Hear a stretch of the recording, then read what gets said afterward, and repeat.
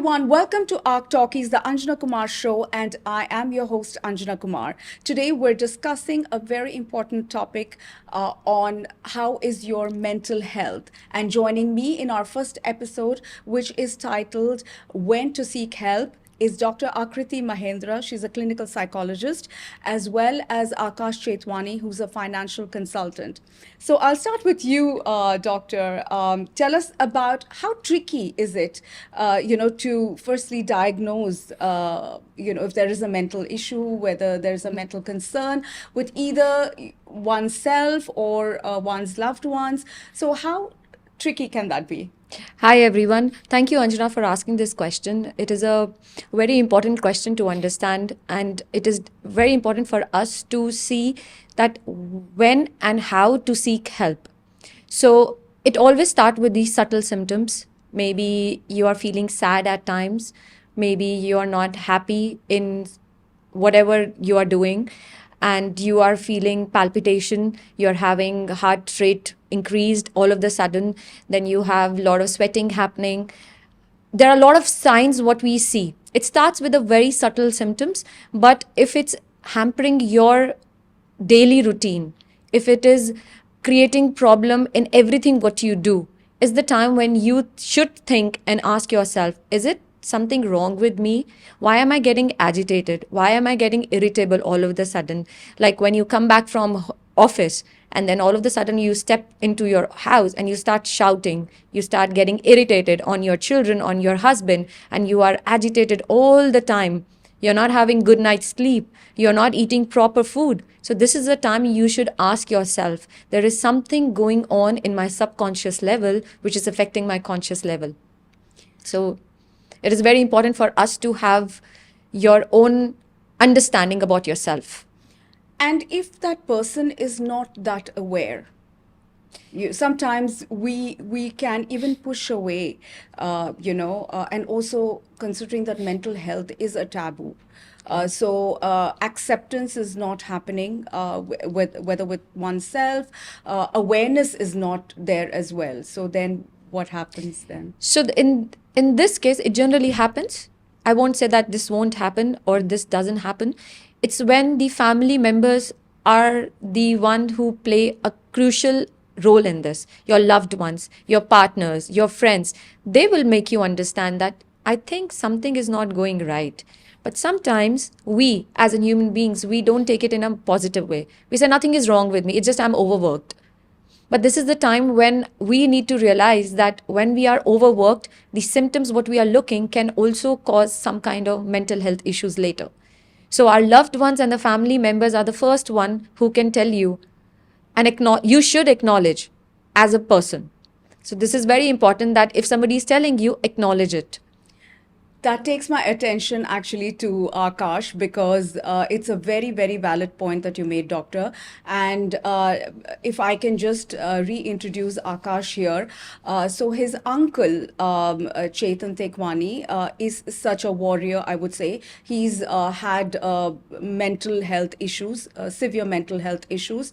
And as you mentioned, Doctor, the family, Akash and his parents, they actually came together and sort of, I can say, pulled him out of where he was to make him today very independent, financially independent as well. So Akash, if you want to just talk about that a little bit. Sure. So we first saw issues with Chandan when he was about like 8 or 9 years old. So it was not like a lightning bolt movement that he had some mental issues, but it was like an awareness that grew over time. So it started off with him being lost in school, and teachers would come and complain saying that he's isolating himself in class. He was not getting good marks.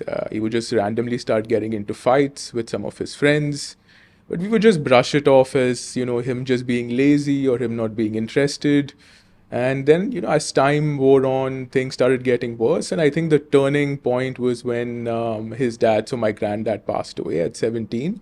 And that's when he completely went into a depression, and that just started a series of us taking him to rehab centers all over India. So we took him to Pune, to Bhopal, to Bangalore, and these places were not even kept in the best way. And I think it was about 8 or 9 years over which this period grew. There were many issues that happened, and as after a point, it just became like we have to do something about this. Right. And just for me to add, because you were obviously a young boy when you were seeing all this, and so what was your perception of what was going on around you, and how did you become part of that family to help and support Chandan? Because that's very critical as well. Yeah, so I think the same, like what I was saying earlier, that initially we did not recognize it as an issue. So even in my case, I thought it's nothing, he'll get well soon, and we just brushed it off. And there was this like societal stigma as well around not having open conversations, not understanding it for what it was. So it took a lot of patience and understanding and a lot of, support and educating ourselves for us to actually understand what was going on. But once we actually managed to do that, we sort of looked at it how you would look at a physical ailment. So like if someone has a pain in the leg or someone has cancer, you're there for them. So we started treating it in the same way. We just started, being present for him, loving him as much as possible, being as kind as possible, and just being as supportive as possible. Right. That is so well put, actually. So again, he made a very important point about the mental taboo associated with mental health. And again, that is one of the main reasons why people don't seek help. But can you tell us about the facilities here in the UAE, for example, with someone with mental health issues, like the accessibility to mental health experts is vast as well. So we have a lot of clinics here, and we have a lot of psychiatrists here and psychologists working together in terms of creating awareness in mental health. I won't say that taboo is not here or taboo is not anywhere in the world. There is, but awareness has increased now in terms of mental health. So when we talk about mental health, people are getting aware of their own mental health and stigma attached to it. So whether it is on us or whether it's on the family around us or the friends around us, they are getting aware of it. And people are going and seeking help in a professional way. So I see a lot of adults coming, and they are aware of the symptoms. They are coming and saying that I have ADHD. I think I have depression. So I would like to understand whether it is or it's just I'm feeling. Because nowadays we are just using the term depression and anxiety like it's just saying hello to everybody. So it's not like that, because even if you are sad, you need to have certain kind of symptoms to be diagnosed for depression. So when we use our term depression, we are creating that thing in our mind, and then mind is connected with the body. So it's like body mind connection. So we are going towards the depression. We are not depressed. So the clinics are there, hospitals are there, and there are lots and lots of different kind of therapists working in the clinics, whether it is eating disorder, whether it's depression, whether it's OCD. So a lot of facilities are available in UAE. Right. And talking about the help itself. So obviously it's a number of factors that can actually help people with a mental health issue. So one is medication, and one is the family support, as we discussed. And then we have someone like Chandan, for example, who really transformed himself, right, Akash? I mean, through even your growing up, you've seen how Chandan's freedom actually came to life because of the medication and the family support. So, if you want to talk about his success story, if you like, because I think, end of the day, people with mental health concerns, they need to see that there is light at the end of the day, right? It's not just darkness, it's not all gray, it's not all black there, but there is a light at the end of the tunnel. And I think Chandan is such a perfect example of that, considering that he's working today and financially independent. So yeah, if you want to just share your thoughts on that. Yeah, absolutely. So we had a couple of instances where we tried calling him here. As I said, he was in and out of rehab a lot. So the first time we called him here was in around 1998. He worked as a salesman for Lamsey Plaza in Books Plus. And again, he wanted to go back. He said, I'm not liking it. It's really bad. And, he was just not having it. And he went back to rehab again. And it was about 15 years in rehab, after which we finally convinced him to come here. in 2014. And that's when my mom, so Chandan's sister, she took to LinkedIn and she just openly laid his story and the family story bare over there. So she emailed hundreds of employers. She explained Chandan's story and she also explained his potential, his kindness, what he could do. And we got rejections from every single employer except two. So Emirates and Landmark got back to us. Emirates offered him a position as a cleaner, and Landmark offered him a position as a salesman. He didn't get through with Emirates, but with Landmark in the interview, he really shone through in that interview. Like his capacity and his potential as a salesman really came through, and his he has a childlike enthusiasm about him. He's a very likable person as well. And they really liked that when they saw that he can really be a people's person if he wants to. So he got through that interview and he got employed by Landmark. And that process of support with them, with the family, Landmark supported him a lot. So I think one of the key aspects of his transformation was having that job with them. They gave him options for annual leaves. They supported his treatment, everything. And over a speed of like 5 or 6 years, he has his own bank account now. He travels to the UK and the US on his own trips. He sponsors his own trips. He pays for our dinners at times.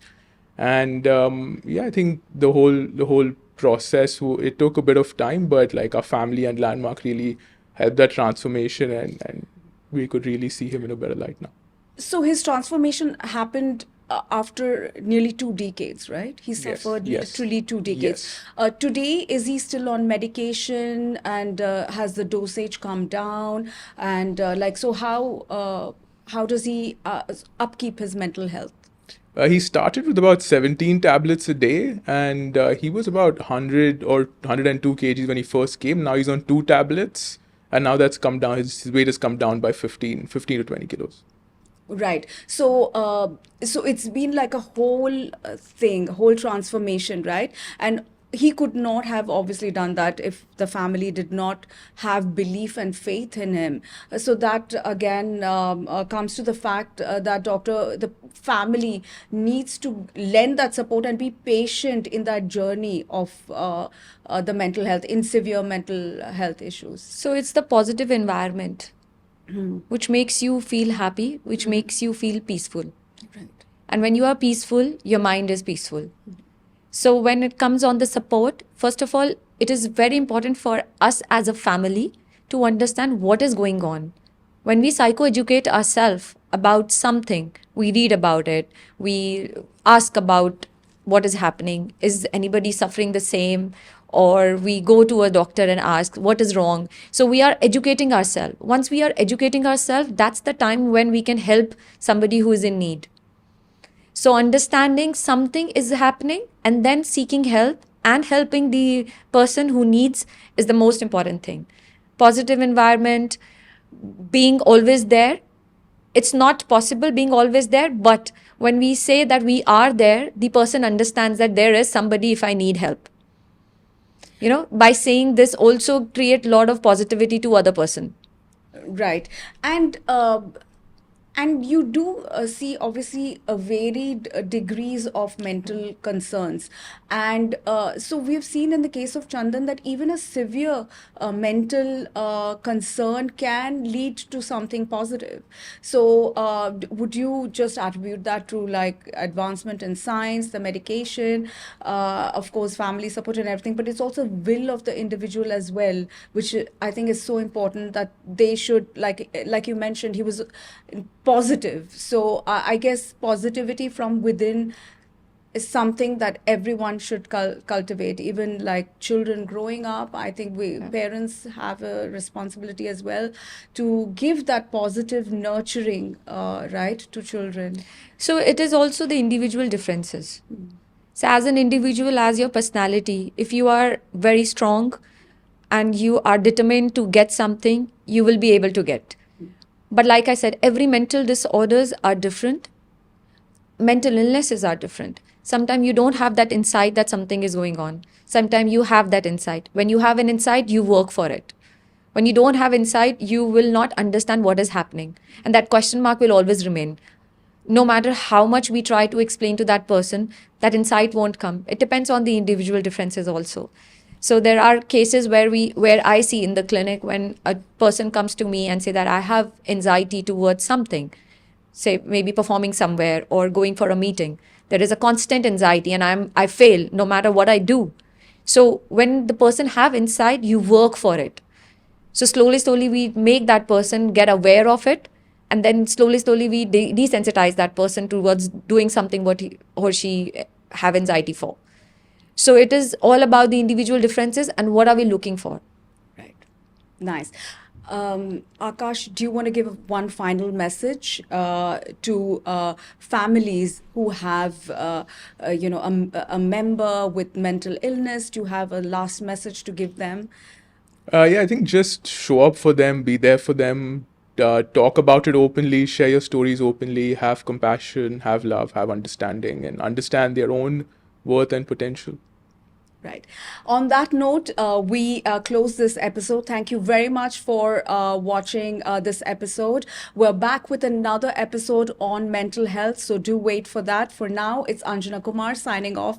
Thank you.